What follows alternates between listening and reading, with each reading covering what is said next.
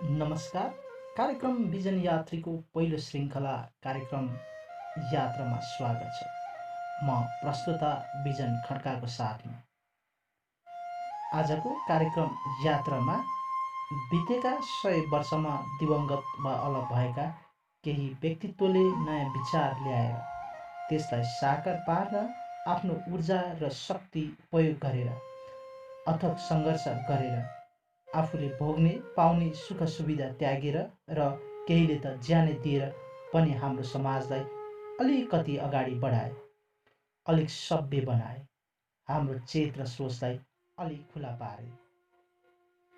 हो त्यस्तै महान व्यक्ति जसले विचार र कामको नेतृत्व गरे, त्यस्तै महान राष्ट्रका संस्थाको बारेमा विभिन्न लेखकहरूको लेखलाई कार्यक्रम यात्रामा म प्रस्तुत गर्दै आएको छु, जसको बारेमा तपाईँले सुन्नुभएको तर थाहा नभएको र केही सुन्दै नसुनेको कुराहरूलाई म यस कार्यक्रममा प्रस्तुत गर्दै आएको छु र आज पनि म बिल्कुलै नयाँ त्यस्ता संस्थाको बारेमा प्रस्तुत गर्न गइरहेको छु।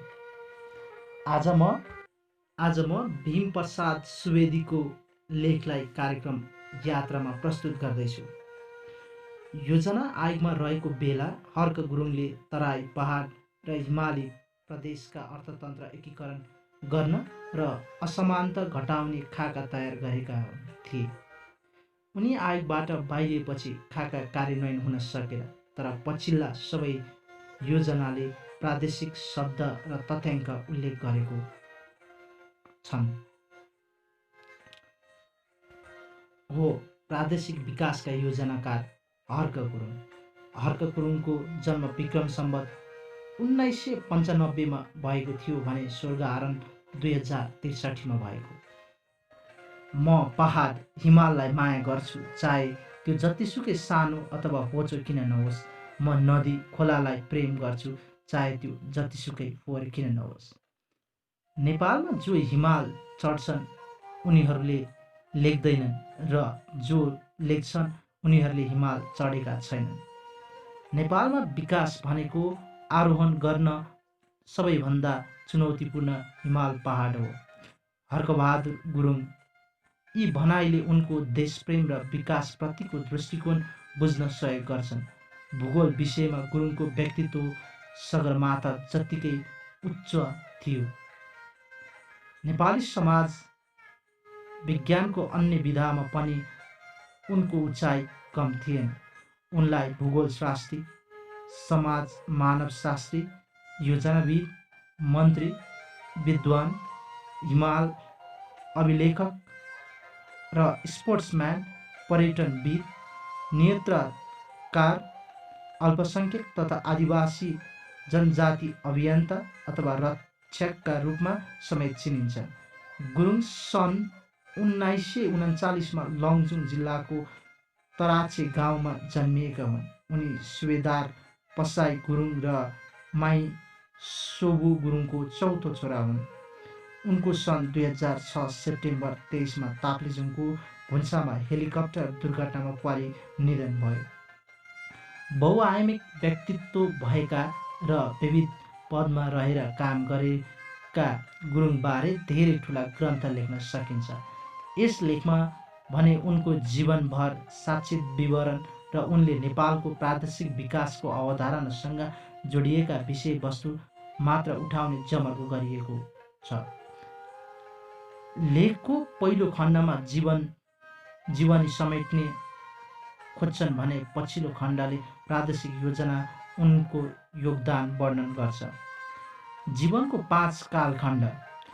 गुरुङको जीवनलाई 5 खण्डमा विभाजन गर्न सकिन्छ। पहिलो जन्मदेखि विद्यालयको अध्ययनसम्मको कालखण्ड 1939 देखि 1955। जन्मेर 9 वर्षको हुँदा उनको जीवन विशुद्ध ग्रामीण भिडा गोठालो किसिमको देखिन्छ। जुन समयमा उनी ठुला भनेर चिनिन्थे, असाध्य चकचके, उत्पट्याङ, साहसी र कोहीभन्दा कम हुन नचाहने त्यति बेलाको उनको परिचय देखिन्छ। ग्रामीण जीवनका ती बालसुलभ चरित्रभित्र नेपाली पहाड पर्वत जनजीवन उकाली ओह्राली लगायतका प्रकृतिसँगको प्रत्यक्ष र स्वच्छन्दता सम्पर्कले नै उनमा आफ्नो माटो जन्मभूमि तथा खोला र पर्वत हिमाल प्रतिको जिज्ञासा र सम्पूर्ण भाव विकास भएको देखिन्छ। 9 वर्षपछि भने उनले काठमाडौँ तथा देहरादुनतिर औपचारिक शिक्षाको अवसर पाए। उनका माइला र साइला दाजुले दरबार हाई स्कुलमा पढेका थिए। उनीहरूले अध्ययन गर्दा राम्रा पोसाक तथा चित्रसहितका पुस्तक घरमा थिए। पोसाक र चित्रहरूले उनलाई पाठशाला जान प्रेरित गरेको देखिन्छ। अनि प्रत्येक वर्ष काठमाडौँ आई पेन्सन लिने बुबाको समय पहिल्याएर उनी घरबाट भागेर 7 दिनको यात्रा गरी काठमाडौँ आएका हुन्। त्यसपछि सुरु भएको विद्यालयको शिक्षा King George military school Jalandhar देहरादुनबाट सन् 1955मा पुरा भएको थियो। सैनिक विद्यालयमा रहँदा अध्ययन, अनुशासन, खेलकुद तथा अतिरिक्त क्रियाकलापप्रति लगनशीलता बढाएर उनी उत्कृष्ट बन्न सके। दोस्रो कालखण्ड सन् 1956 देखि 1965 सम्मको हो, जुन उच्च शिक्षामा केन्द्रित देखिन्छ। देहरादुनबाट हाई स्कुल सकेपछि काठमाडौँ फर्केर उनले त्रिचन्द्र कलेजमा भूगोल विषय लिई आइए पास गरे। त्यसबेला त्रिचन्द्र कलेजको पाठ्यक्रम पटना विश्वविद्यालय अन्तर्गतको थियो। उनी बिए अध्ययनका लागि भने पटनामै गए र 1959मा अनर्स सहित प्रथम श्रेणीमा प्रथम भए। त्यस समयमा उनी फुटबल, हकी जस्ता खेलमा कप्तान थिए। पत्र पत्रिकामा लेख लेख्थे। विद्यार्थी युनियनको सचिव समेत भए। पटनाको अध्ययनपछि उनले बेलायतको एडिनबरा विश्वविद्यालयमा छात्रवृत्ति पाए। सन् 1961मा पोस्ट ग्रेजुएट डिप्लोमा तथा 1965मा भूगोल पिएचडी गरे। लन्डनको स्कुल अफ ओरिएन्टल र एसियन स्टडिजमा रिसर्च फेलोको रूपमा पनि सन् 1964 देखि 1966 सम्म काम गरे। तेस्रो कालखण्ड 1966 देखि 1975 सम्मको हो। उनी छोटो समय त्रिभुवनमा लेक्चरर भए। 1968मा राष्ट्रिय योजना आयोगको सदस्य भएपछि उनी योजनाकारका रूपमा नेपालको विकास अवधारणा तयार गर्न तथा नीति निर्माणमा लागे। उनी केही समय आयोगको उपाध्यक्ष भए। उनकै कार्यकालमा नेपालको प्रादेशिक विकासको योजनाको खाका तयार भयो र कार्यान्वयन भयो। उनले प्रादेशिक योजनाकारको पहिचान बनाएको योजना आयोगमा गरेको योगदानले नै हो।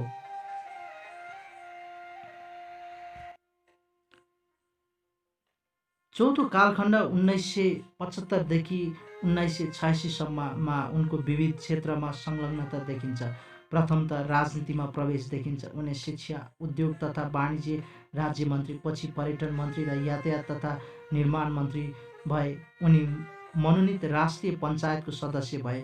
1980 नपुग्दै राजीनामा दिएर उनी स्वतन्त्र परामर्शदात्री बने।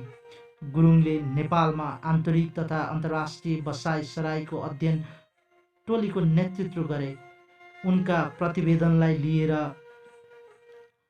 झुन्ड्याउनु पर्ने सम्मका टिप्पणी समेत भए। सन् 1986मा पञ्चायतीको आम निर्वाचनमा उनी लमजुङबाट रापस उम्मेद्वार भए। डाक्टर हर्कको घर लमजुङ फर्के नारा पनि लेखियो, तर अफसोस लमजुङवासीले उनलाई जिताउन सकेनन् र उनको राजनीतिक यात्रामा पूर्ण विराम लागे जस्तो भयो। 1986 देखि 1990 सम्म भने उनी अध्ययन, अनुसन्धान र विज्ञ सेवामै रमाए। पाँचौं कालखण्ड 1990 पछिको समय उनी संरक्षकवादी, वातावरणवादी तथा समावेशी विकासका अभियन्ताका रूपमा देखिए।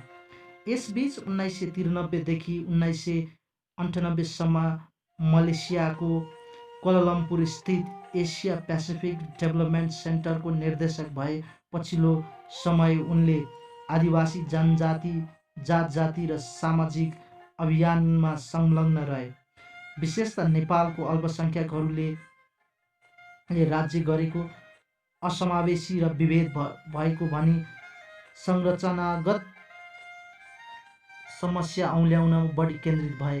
वातावरण संरक्षण लगायतका पक्षमा पनि उनका लेखहरू आइरहे। प्रादेशिक विकास योजनाका प्रादुर्भाव। नेपालको विकास अध्ययनका हिसाबले गुरुङले गरेको महत्त्वपूर्ण योगदानको एउटा क्षेत्र भनेको प्रादेशिक योजनाको अवधारणा र प्रादेशिक विकास हो। विषयगत पृष्ठभूमि अध्ययन र नेपाली भूमिको वस्तुगत अनुभव र विश्लेषणबाट गुरुङलाई क्षेत्रीय विकास र योजनाको प्रारूप तयार पार्ने प्रेरणा र प्रोत्साहन मिलेको बुझ्न कठिन छैन। गुरुङ र नेपालमा प्रादेशिक विकासको अवधारणा र कार्यान्वयनको प्रसङ्ग चल्दा केही अन्य सन्दर्भ पनि जोडिन आउँछन्, जसले प्रादेशिकता प्रवेश अचानक भएको होइन भन्ने स्पष्ट पार्छ। प्रथमतः गुरुङ भूगोलको विज्ञ भएको र भूगोल विषयमा प्रदेश रिजन 4-5 वटा अवधारणा मध्ये एक भएको कुरा बिर्सन हुन्न। एक समयमा प्रदेशलाई भूगोलको आदर्शील वा अस्तित्वको रूपमा स्वीकारिएको हो। दोस्रो, प्रसिद्ध लेखक रिचर्ड हाडसनको भूगोल विधाभित्र एउटा स्थापित पुस्तक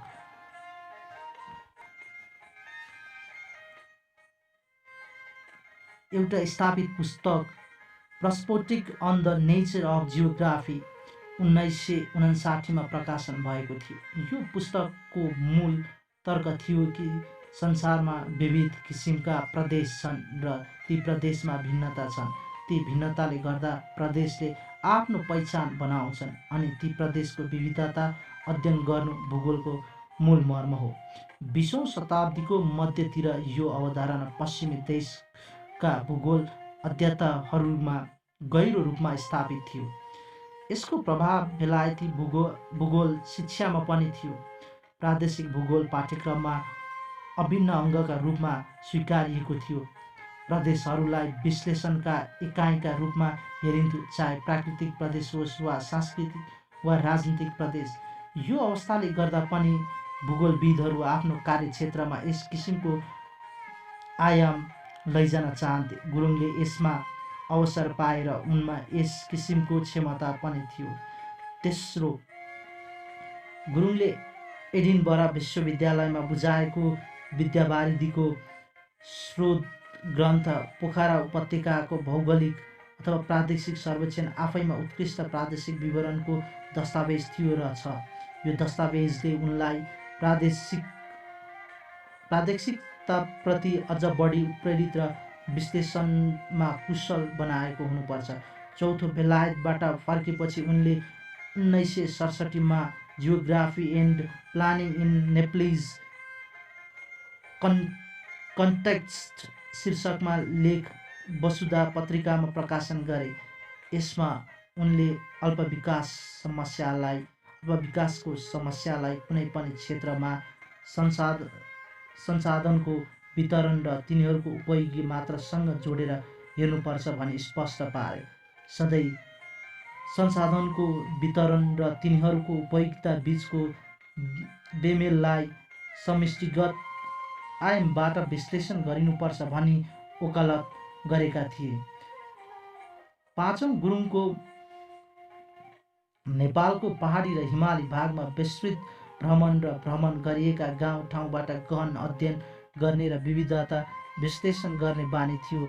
मैले देखेको नेपालमा उनले उल्लेख गरेको कर्णाली क्षेत्रको कागमारा लेक चढ्ने 1966 जुन महिनाको प्रयास र असफलताको वर्णनले सामान्य गाउँ ठाउँदेखि 5000 मिटरसम्मको उनको भ्रमण झन्डै सामान्य कुरा जस्तै देखिन्छ। गुरुङ राष्ट्रिय योजना आयोगको सदस्य 1968 मा मनोनित भए। यो आफ्नो ज्ञान र अनुभवबाट राष्ट्रलाई नवीन आयाम मार्फत विकासको सही दिशामा अघि बढाउन गुरुङ जस्ता ओलम्पियन स्पिरिट भएका लागि अत्यन्त राम्रो अवसर हो। नेपाल 14 अञ्चल र 75 जिल्लामा रेखाङ्कन भइसकेको थियो। दोस्रो योजना 1962 देखि 65 ले प्रादेशिक सन्तुलनको नीति लिएको थियो, तर उद्देश्य प्राप्त गर्ने पद्धति राम्रोसँग उल्लेख भएको थिएन। तेस्रो योजना 1965 देखि 1970 प्रादेशिक विकास नीतिले प्राधान्य पाउँछ भनिए पनि कार्यान्वयनमा लैजाने स्पष्ट खाका थिएन। यो अवस्थामा गुरुङ तेस्रो योजना कार्यान्वयनको मध्यतिर योजना आयोगमा प्रवेश गरेका थिए। केही समयमै प्रादेशिक विकासको स्पष्ट खाकासहितको नेपाल प्रादेशिक विकास योजना दस्तावेज 1969 तयार गरी उनले चौथो योजना 1970 देखि 75 समावेश गरे। प्रादेशिक विकास योजनाको दस्तावेज स्पष्ट रूपमा उल्लेख गर्यो, एक गतिशील विकासका लागि तयार गरिने रणनीतिले प्रादेशिक पक्षको ख्याल राख्नुपर्छ। 2. राष्ट्रको एकमुष्ट तथ्याङ्कको आधारमा विकास कार्यक्रमलाई प्रादेशिक स्तरमा विश्लेषण गर्ने र कार्यक्रम सञ्चालन गर्ने काम गर्न सकिन्छ। 3. विकासका लागि राष्ट्रिय साधनहरूको बाँडफाँड गर्ने तरिकालाई परिमार्जन गर्नुपर्छ। र 4. प्रादेशिक विकास यस्तो विधि हो जसले सामाजिक तथा आर्थिक विकासका उद्देश्य परिपूर्तिका साथै राष्ट्रिय स्रोत साधनको बाँडफाँड गर्ने तरिकालाई परिष्कृत गर्छ। र 5. यो विधिले छानिएको खास ठाउँमा लगानी केन्द्रित गराएर सीमित स्रोतलाई असन्तुलित रूपमा जथाभावी छरिनबाट बचाउँछ। 6. प्रादेशिक विकासको नीति राष्ट्रिय स्तरको विस्तृत विकासको साधक हो र यसमा मुलुकमा सम्पूर्ण स्थानले राष्ट्रिय उद्देश्य प्राप्तिको लागि योगदान गर्छ। प्रादेशिक योजनाको उद्देश्यको रूपमा 5 वटा कुरा उल्लेख गरियो जसले राष्ट्रिय स्तरको उद्देश्य पूरा गर्न योगदान पुर्याउँछ। क. अन्तर्प्रादेशिक असमानता घटाउँछ। ख. राष्ट्रिय अर्थव्यवस्थाको एकीकरण गर्ने। ग. विकासको जटिल चक्रलाई तोड्छ। घ. आयोजनाहरूबीचको असन्तुलन घटाउने। र ङ. प्रादेशिक आर्थिक ढाँचाको विश्लेषण गर्ने। सन्तुलित विकासको लागि राष्ट्रिय उद्देश्यमा प्रादेशिक पक्षहरू सम्मिलित हुनुपर्ने भएकाले क्षेत्रीय विकास रणनीतिका रूपमा भिन्न भिन्न विश्लेषणका प्रदेश जोड्ने र उत्तर दक्षिण विकास रेखाका रूपमा मूल सडकहरूको परिकल्पना गरियो। यी विकास रेखाहरू मार्फत विकास केन्द्रहरू जोडिने भए। यो विकास केन्द्रहरूमा आर्थिक लाभ हुने कार्यक्रम केन्द्रित गरिने र यसका लागि आयोजनाहरूबीच समन्वय गरिने भनियो। प्रादेशिक विकास कार्यक्रमहरू सुरु गर्न 4 वटा विकास रेखा तथा यिनीहरूसँग जोडिने विकास केन्द्रहरू उल्लेख गरियो र त्यसबेला पूर्वाञ्चल, मध्यमाञ्चल, पश्चिमाञ्चल र सुदूरपश्चिमाञ्चल गरी 4 विकास क्षेत्र थिए। 1. कोशी विकास रेखा विराटनगरमा सुरु भई हेदाङ्गना यानि कि सङ्खुवा सभा पुग्ने, जसबाट विराटनगर, धरान, धनकुटा र हेदाङ्गना विकास केन्द्रहरूमा विकास हुने। 2. काठमाडौँको विकास रेखा वीरगन्जमा सुरु भई हेटौँडा, काठमाडौँ हुँदै पूर्वतिर बाह्रविसे र पश्चिमतिर धुन्चे विकास केन्द्रको रूपमा विकास हुने। 3. गण्डकी विकास रेखा भैरहमा सुरु भई बुटवल, तानसेन, स्याङ्जा, पोखरा हुँदै जोमसोम पुग्ने उल्लेखित ठाउँहरूको विकास केन्द्रका रूपमा रहने। 4. कर्णाली विकास रेखा नेपालगञ्जमा सुरु भई जुम्ला पुग्ने, जसमा नेपालगञ्ज, सुर्खेत, दैलेख र जुम्ला विकास केन्द्रका रूपमा विकास हुने।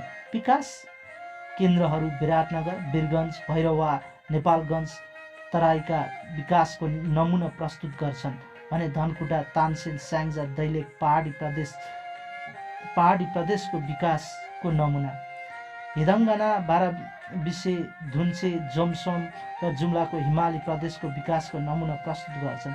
यसरी तराई पहाड र हिमाली प्रदेशको अर्थतन्त्रको एकीकरण गर्ने र प्रादेशिक असमानता घटाउने कार्यको खाका तयार भएको देखिन्छ। विडम्बना, गुरुङ 1975 पछि योजना आयोगमा रहेनन्। पछि गएर प्रादेशिक योजनाकै असङ्ख्य रूपमा साना क्षेत्र विकास आयोजनामा एकीकृत ग्रामीण विकास परियोजना, दुर्गम क्षेत्र विकास समिति जस्ता कार्यक्रम सञ्चालन भए। प्रादेशिक विकास योजना पछि गएर केवल तथ्याङ्कलाई क्षेत्रगत रूपमा उल्लेख गर्ने, स्रोत वितरणका लागि सङ्ख्यात्मक रूपमा मिलाउने आदिका लागि प्रयोग भयो।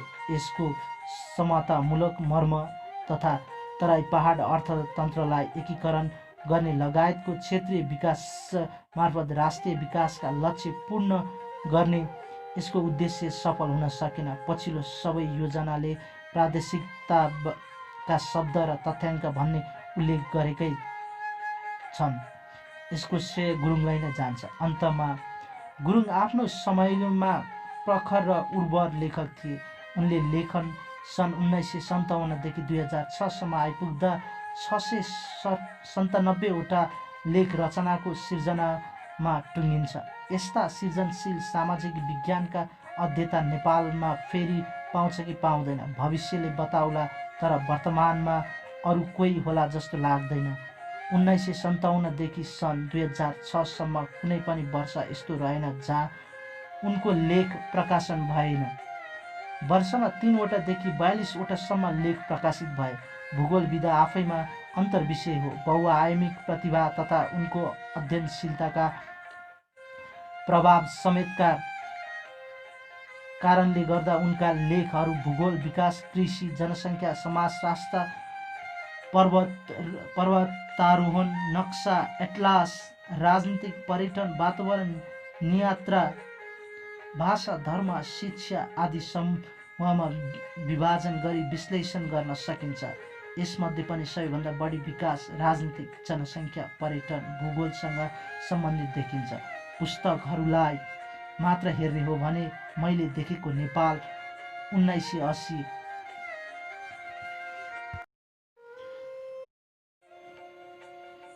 पुस्तकहरूलाई मात्र हेर्ने हो भने मैले देखेको Nepal 1980, dimensions of development 1984, nature and culture, vignettes of Nepal 1989, regional development planning for Nepal 1969, regional patterns of migration in Nepal 1989, Nepal social demography and expressions 1998, internal and international migration in Nepal 1983, Annapurna to Dhaulagiri 1968, जनजातिको सेरोफेरो 2074, from inclusion to exclusion 2005, Nepal regional strategy for development 2005, विषय विविध 2006, maps of Nepal, inventory and इभ्यालुएसन्स 1983 बढी चर्चित छन्। गुरुङका लेखहरूको विशेषता भनेकै तथ्यमा आधारित सूक्ष्म विश्लेषण, सरल भाषा र स्पष्ट अभिव्यक्ति हुन्। तालिका प्रशस्त मात्रामा रहनु, बेला बखत मानचित्र मार्फत सचित्र प्रस्तुत दिनु उनको विशेषता हुन्। मौखिक प्रस्तुतिको हकमा छोटो वाक्य र चोटिलो अभिव्यक्ति उनको अद्वितीय पहिचान हुन्। गुरुङको जीवनमा ठुलो ठाउँहरूलाई छाडे 3 वटा साना ठाउँ र उचाइले धेरै महत्त्व राख्छन्।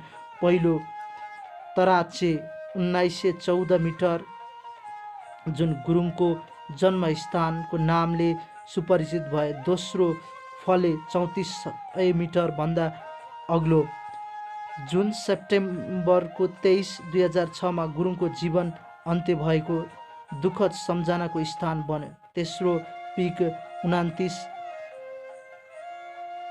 7871 मिटर, जसलाई गादी चुलीको नाम गुरुङ संलग्न अध्ययन टोलीले दिएको थियो। उनको जन्मस्थल नजिकै यही चुलीलाई नेपाल सरकारले मार्च 5, 2007 मा डाक्टर हर्क गुरुङको पिक नामकरण गर्यो, जसबाट बेलायतमा रहँदाकी मायालु कृष्णको धेरै खेपे प्रकट गरेको हिउँमाथि आफ्नो चिहान बनाउने उनको सपना पुरा भयो।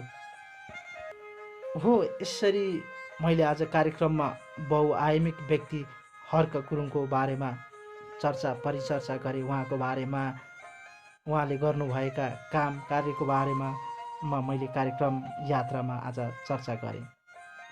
समयले नेटो काटिसकेको हुँदा फेरि अर्को श्रृङ्खलामा यस्तै स्रष्टाका बारेमा, नयाँ रोचक प्रस्तुति लिएर आउने जमर्को गर्दै आजको कार्यक्रमलाई यहीँ बिट मार्दै यहाँहरूमा आज बिदा हुन्छु। हस्त, जय नेपाल, नमस्कार।